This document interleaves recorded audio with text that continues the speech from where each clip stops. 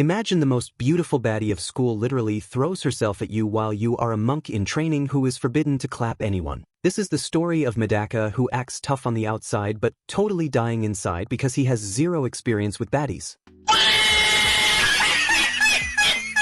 Mona is dangerously cute girl with a ton of fans everywhere. Ignoring her was basically illegal in this anime because everywhere she goes people start acting like NPCs who suddenly discovered their main character. So every time Mona gets close, his little soldier starts showing uprising, while he desperately tries to hold himself together and not turn into the biggest simp in the school. Now the story starts in a hospital where several babies are being born, and somehow every newborn baby in that room was staring directly at Mona like she is the main attraction of the maternity ward. Even babies who were born 10 seconds ago already look like they are thinking, forget milk, that girl is adorable. Time passes and Mona grows older, and somehow she becomes even more beautiful. When she walks to school, people start taking emotional damage just by seeing her. Nobody can ignore her, and every student greets her with good morning like she is the queen of the campus. But inside her classroom, there is one boy named Medaka Kuroiwa who completely ruins the vibe. Mona says good morning to everyone and the entire class happily replies except this one guy who ignores her like she just asked him to donate his family jewels. Medaka was new to the school, so Mona approaches him politely and tells him that if he needs any help he can ask her anytime. The boys sitting behind them instantly start burning with jealousy because in their minds this man just unlocked a premium interaction with Mona that they have been dreaming about since kindergarten. Mona then uses her usual charm move, smiling sweetly and showing off the elegance that normally destroys the hearts of every boy within a 5-meter radius. The nearby boys immediately look like they have been hit by a critical attack, but Medaka just stares at her and calmly asks what that was supposed to be. Mona's confidence takes a direct hit, and before she can even recover, Medaka delivers the finishing blow by telling her not to talk to him. At this moment Mona's brain basically crashes because this situation has never happened before in her life. Ever since childhood everyone liked her, everyone wanted to date her, and people were practically lining up to impress her. But this Medaka guy was treating her like she is background noise. Confused and frustrated, Mona storms away and begins planning a counterattack. She decides that she will make him look under her skirt and finally break his composure. Unfortunately, the plan fails in the most embarrassing way possible. Medaka simply walks straight past her without even noticing the trap. Mona slips and falls, and instead of Medaka seeing anything, it was some random boys nearby who accidentally glimpsed the hidden treasure.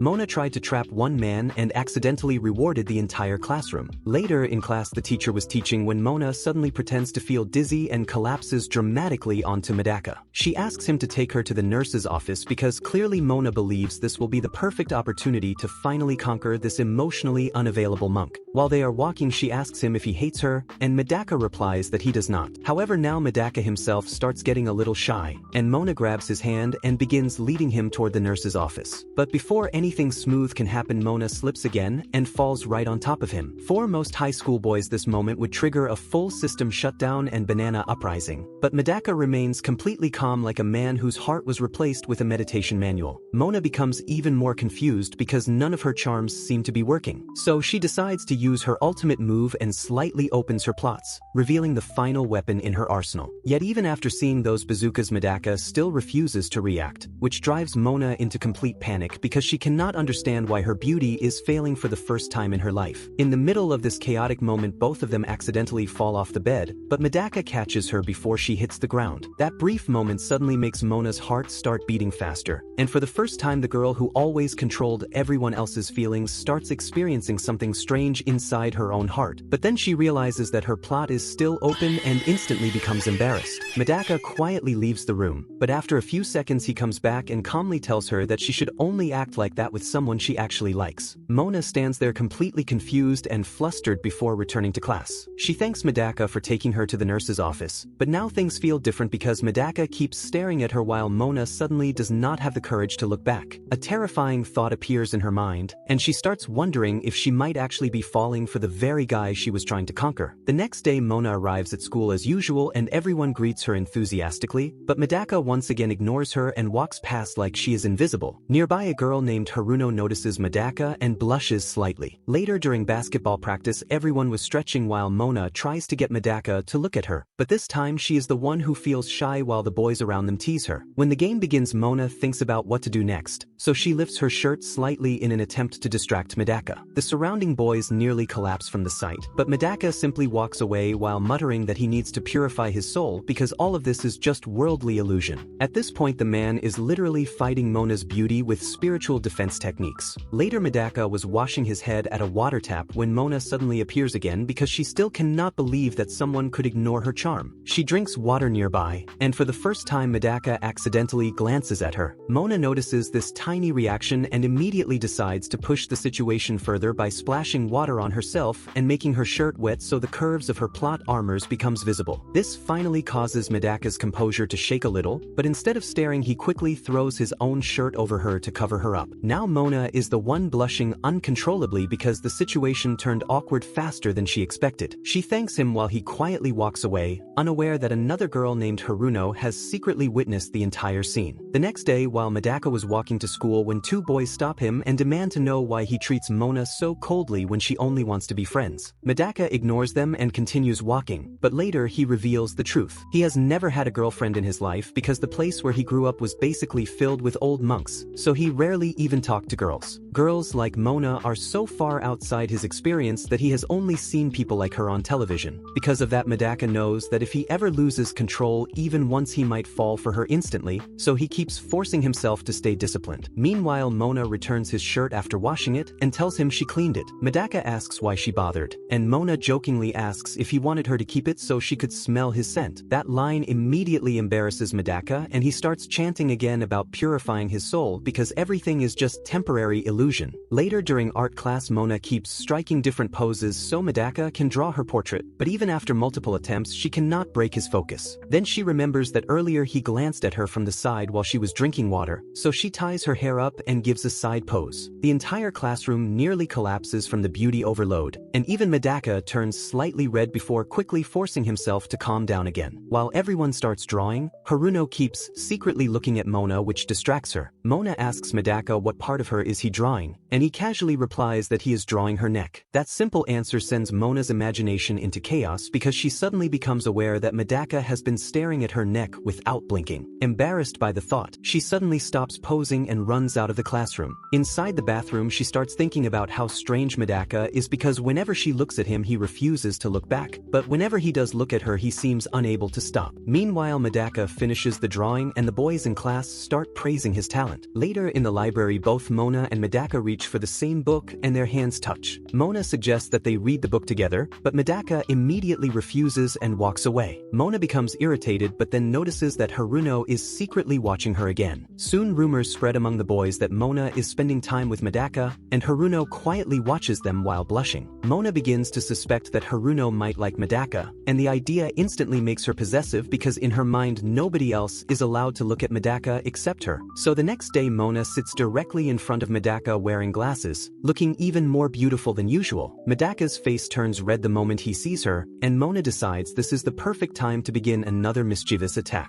While pretending to behave normally, she secretly starts tickling Medaka's feet under the desk, and our poor monk boy was now struggling with every ounce of self-control he has while trying not to react to Mona's ridiculous teasing. So while Mona is busy secretly tickling Medaka's feet under the desk and trying to destroy his monk-level self-control, she suddenly asks him what he actually thinks about her. But instead of giving any romantic answer, Medaka immediately starts chanting like a malfunctioning meditation app, muttering things about purifying the soul and cleansing the mind while complaining that Mona is literally kicking him and he is leaving. Hearing that, Mona almost loses her sanity because her brilliant plan just collapsed again. While behind them, Haruno looks extremely embarrassed. But the moment Mona notices Haruno blushing, she instantly misunderstands the situation and thinks that Haruno is happy because Medaka walked away, which completely messes up Mona's brain. Now she becomes suspicious and decides to secretly observe Haruno. Soon she notices Haruno watering the plants around school and later cleaning the classroom board even when nobody asked her to do it. Mona begins thinking that Haruno is basically an angel with a perfect personality and a perfect body, which obviously means she might steal Medaka away. That thought alone drives Mona insane with jealousy. Right at that moment, a boy named Sho returns a notebook Mona had ordered, and she thanks him politely while thinking that she never speaks to Medaka this nicely. Mona then decides that if her beauty is not working, she will try attacking Medaka with words instead. Later on the school terrace, Mona's handkerchief suddenly flies away in the wind, but Medaka catches it. Mona thanks him for grabbing it and tries to continue the conversation, but suddenly her brain freezes and the words refuse to come out of her mouth. Just then a strong gust of wind lifts Mona's skirt and Medaka instantly turns away in embarrassment. Mona immediately calls him a pervert while Medaka panics and insists he did not see anything. Completely flustered, Mona runs away thinking she needs to hurry up before Medaka slips out of her hands forever. Soon the school begins selecting committee members for the upcoming festival through a lottery system. Everyone else gets eliminated until Haruno's name appears first, and then Mona's name appears next. That means the two girls will have to work together. After school they start discussing their class events. Haruno plans to organize something like a maid cafe, play, or haunted house for her class, while Mona decides that her class will run a costume cafe. Haruno becomes very excited imagining Mona wearing different costumes because she already knows Mona will look ridiculously cute in all of them. Meanwhile, Mona was internally panicking because she thinks they are stuck in some kind of love triangle while Haruno was acting completely friendly instead of treating her like a rival. During the meeting, Mona's pencil lead breaks, so Haruno kindly offers her extra lead. However, Haruno quickly hides her phone from Mona. Now Mona becomes curious and suspicious about what Haruno is hiding. She starts chasing Haruno around demanding to see the phone and even warns her to stay away from Medaka. During the chaotic chase, Mona accidentally falls on top of Haruno and finally grabs the phone. When she checks it, she was shocked to discover that the phone is filled with photos of Mona herself.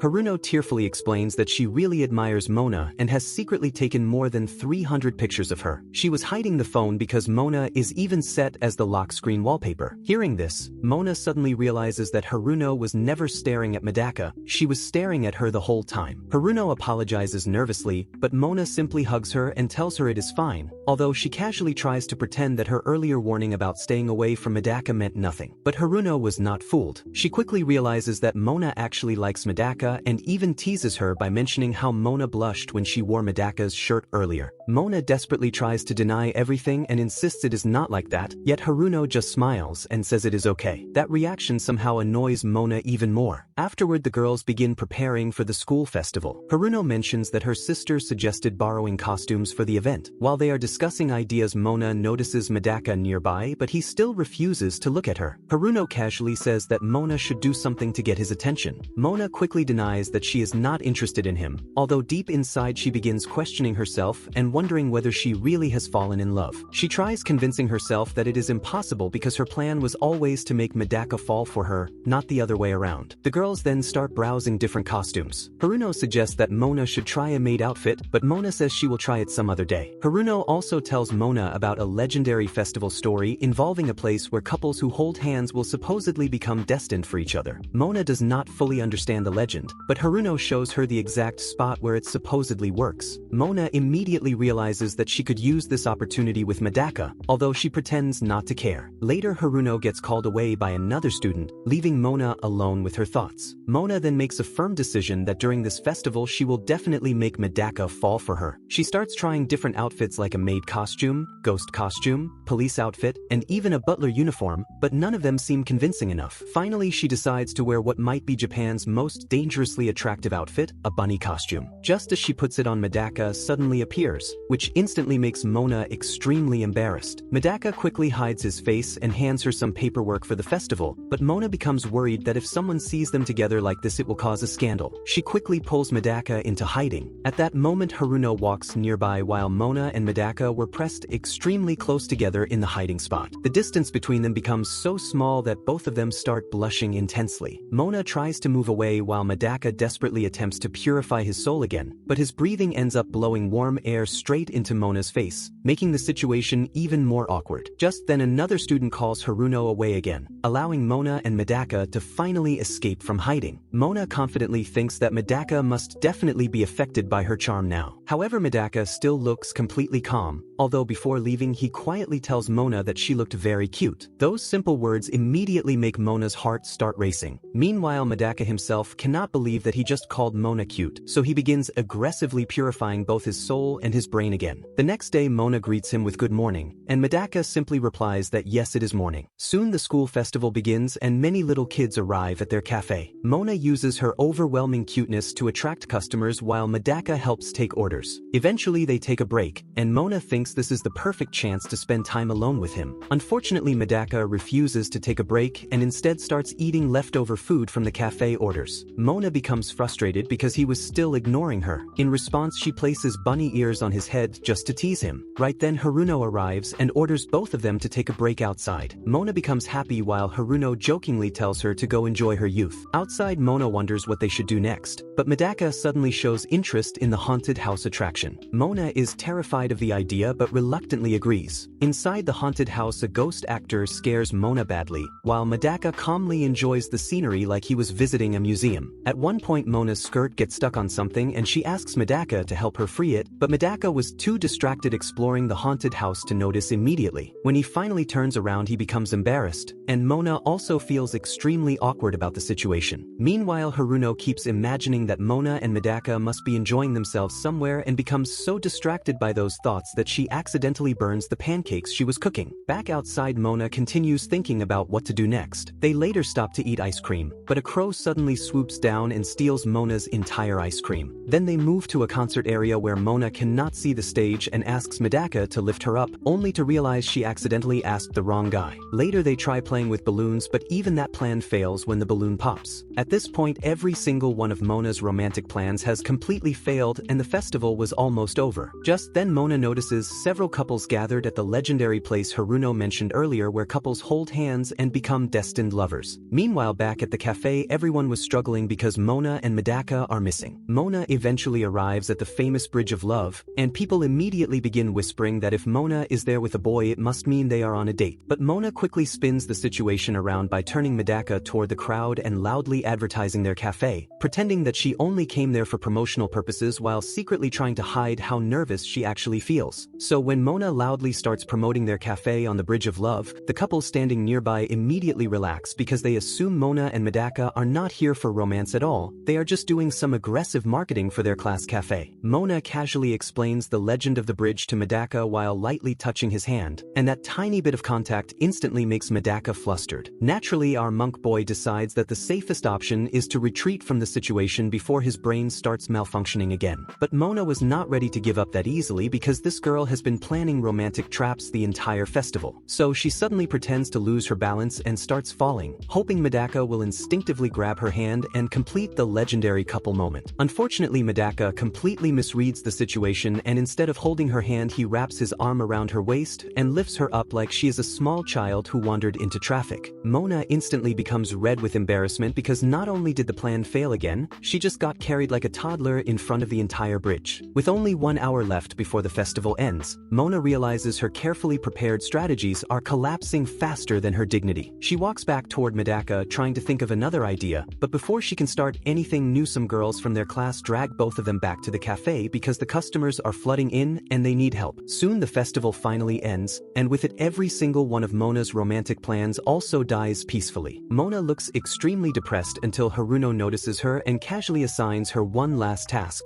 returning the desks back to storage. Haruno also quietly encourages Mona by telling her that it is not too late yet. As Mona and Medaka carry the desks together, Mona feels so exhausted and embarrassed that she cannot even look him in the eyes anymore. She awkwardly asks him if he had fun today, but Medaka was distracted and does not respond immediately. Mona thinks to herself that everything would have worked if her final plan had succeeded. While walking through the hallway, Mona accidentally bumps into a stack of boxes and almost falls, but Medaka quickly catches her before she hits the ground. Their hands touch for a moment and Medaka immediately stands up like someone who accidentally touched a live wire. He nervously says that the festival is already over, so the legend of the bridge will not work anymore. Mona casually agrees, even though both of them clearly know that was not the real problem. Medaka then quietly admits that he actually had a lot of fun today, something he has never experienced before. Hearing that makes Mona blush because this might be the first genuine compliment she has received from him. The next day at school, there are suddenly many new couples walking around, probably inspired by the festival legend. Mona refuses to believe any of it because her own plan completely failed. When Medaka arrives at school, Mona immediately hides because she still feels awkward around him, but then she gathers her courage and greets everyone normally before walking to class with him. Soon, Sho announces that the festival rap party will will be a bowling outing, and Haruno will come too if Mona agrees. Everyone heads to the bowling alley where Mona confidently throws a strike and raises her hand for a high five. Everyone responds enthusiastically except Medaka, who awkwardly keeps his hands to himself. Mona complains that he is not playing with them properly, so Medaka reluctantly lifts his hand. But now Mona becomes extremely shy, and instead of touching his hand, she suddenly pretends her shoelace is loose and escapes the situation like a professional coward. Later, everyone takes a break.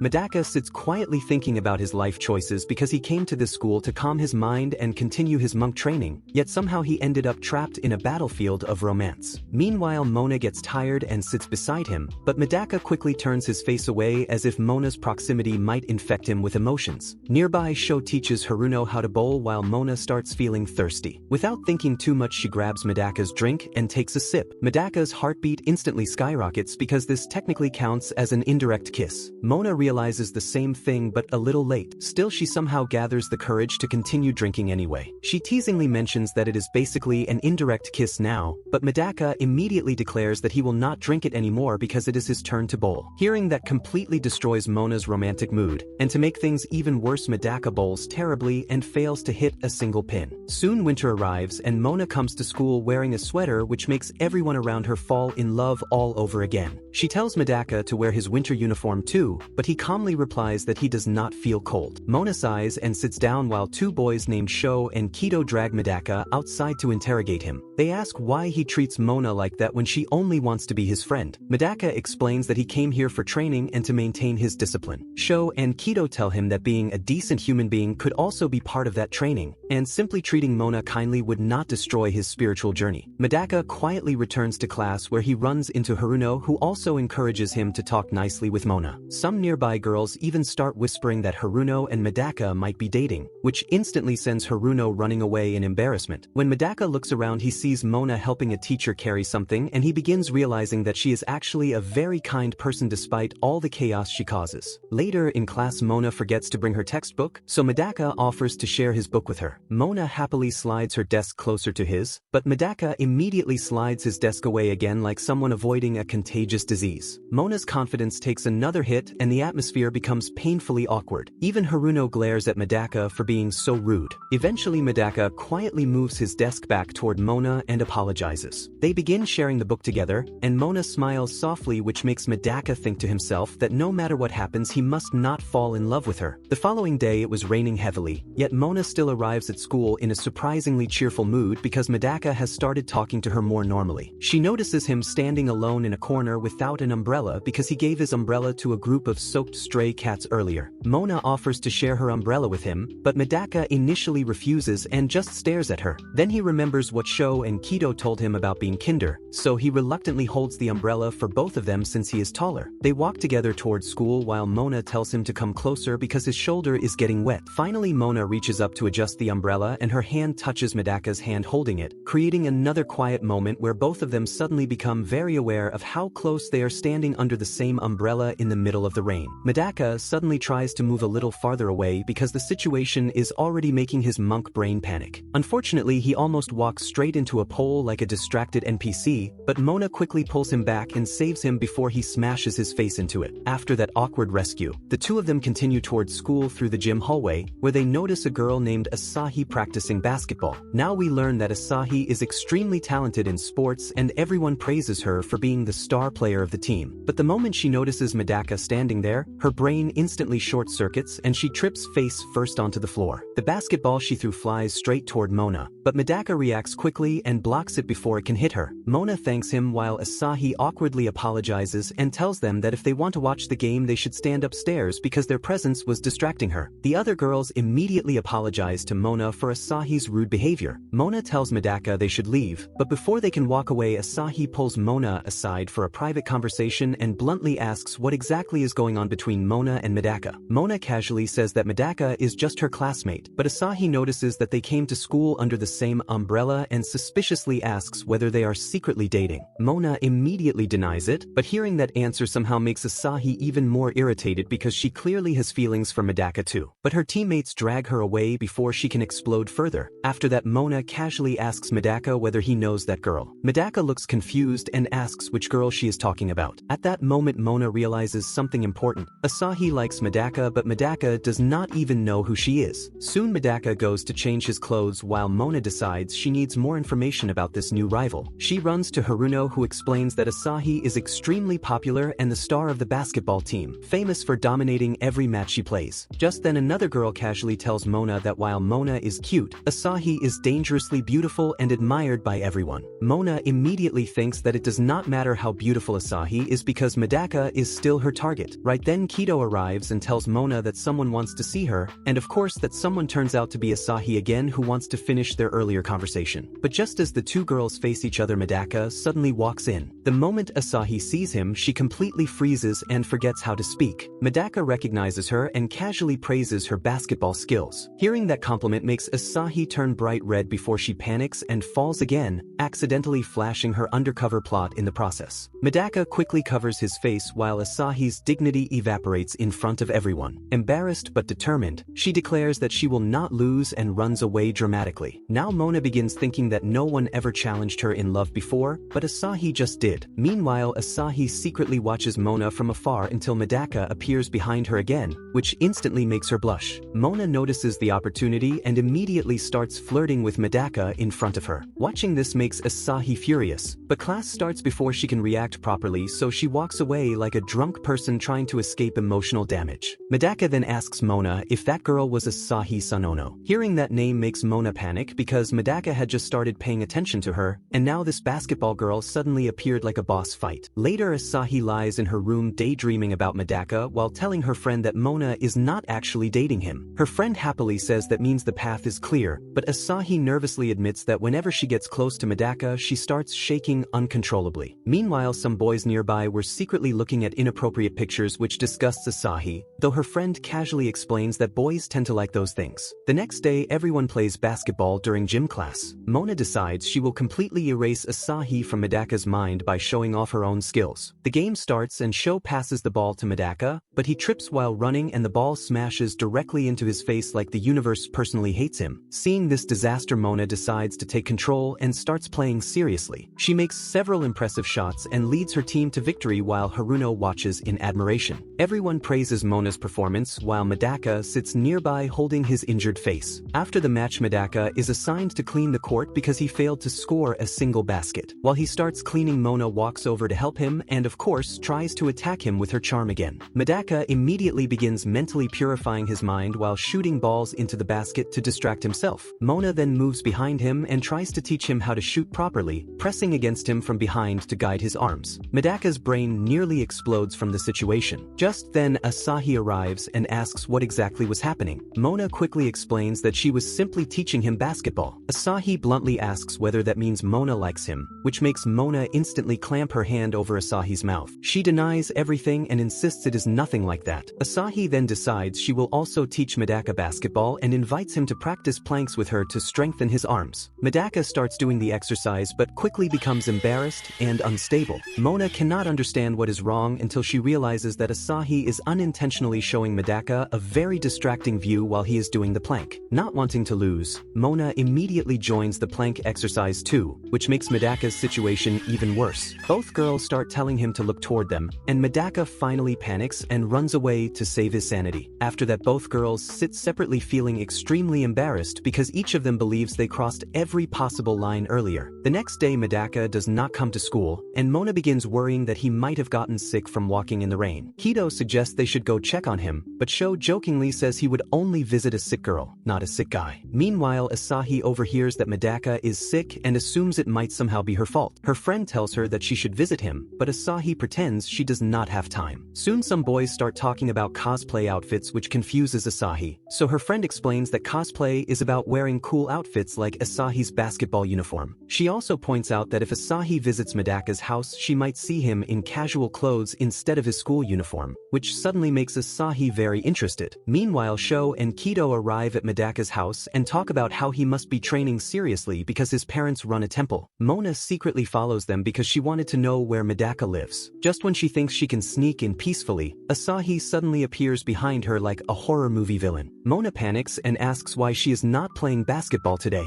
Asahi casually says it is her day off and then jokingly asks whether Mona and Medaka are dating, which makes Mona choke on her own breath. Sho and Kido leave after checking on Medaka, and Mona and Asahi both enter the house. Medaka was shocked to see them and wonders why Mona and the basketball girl are both here. Since Medaka grew up in a rural temple environment and never interacted much with girls, the sudden appearance of two girls in his house was too much for his brain and he literally faints. After regaining consciousness, Medaka tells them to go home, but Mona ignores him and gently touches his forehead to check his fever. Seeing this makes Asahi extremely jealous. Mona declares that she will take care of Medaka, and Asahi immediately says she will help too. They walk into Medaka's room, which looks like a disaster zone because he clearly has zero experience maintaining a normal living space. The two girls move to the kitchen to cook something for him. Mona washes rice while Asahi tries to cut an apple so aggressively that Mona warns her she is slicing fruit, not attacking an enemy. Eventually they bring the food to Medaka and start discussing whether they should feed him by hand. Asahi then places a cooling sheet over his face so completely that Medaka can barely see anything, which annoys him even more. But Mona refuses to lose to Asahi, so she suddenly appears wearing a nurse costume and begins checking Medaka's temperature. Poor Medaka's brain nearly shuts down from embarrassment. Just when he thinks things cannot get worse, Asahi also shows up wearing a nurse costume and somehow looks even more stunning. Now the two girls start competing with each other using their ridiculous nurse performances while Medaka's fever gets worse from pure stress. Eventually both girls become exhausted from their nonsense and step outside to rest. Outside, Mona asks Asahi why she always trembles around Medaka. Asahi nervously admits the truth. She says she likes him, wants to hold his hand, wants to date him, and maybe even kiss him. The moment those words leave her mouth, she realizes what she just confessed and becomes incredibly embarrassed before running off to buy supplies. Meanwhile, Medaka falls asleep, and Mona quietly sits beside him. Suddenly Medaka half wakes up and hugs her in his sleep. Just as this happens, Asahi was about to return. For a moment Mona remembers how Asahi fell in love with Medaka at first sight and realizes that this situation is about to become even more complicated. Soon Medaka falls asleep again, completely unaware that the battlefield of love around him has officially turned into a full-scale war. So while Mona was sitting beside the sleeping Medaka, she suddenly remembers what Asahi said earlier about wanting to kiss him. That thought quietly sneaks into Mona's brain, and before she realizes it, she slowly starts leaning closer toward Medaka's face. For a moment it actually looks like Mona Kawaii, the queen of confidence,